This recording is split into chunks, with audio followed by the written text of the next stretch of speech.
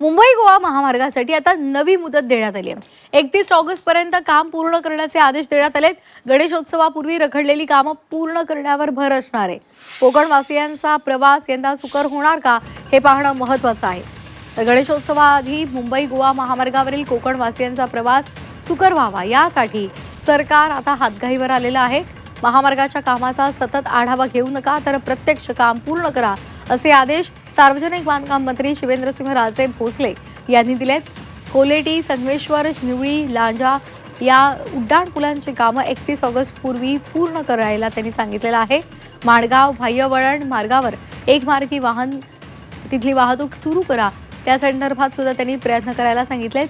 हा सुमारे 7.5 किलोमीटरचा मार्ग 5.5 किलोमीटरपर्यंत एकमार्गी सुरू करणं शक्य होणार आहे। त्याच्या पुढल्या टप्प्यासाठी 20 ऑगस्ट पासून मेगा ब्लॉक घेऊन रेल्वे पुलावरील तुळई टाकण्याचं काम हाती घेतलं जाणार आहे। त्यानंतर उर्वरित 2 किलोमीटरचा मार्ग एकमार्गी वाहतुकीसाठी सुरू केला जाणार आहे।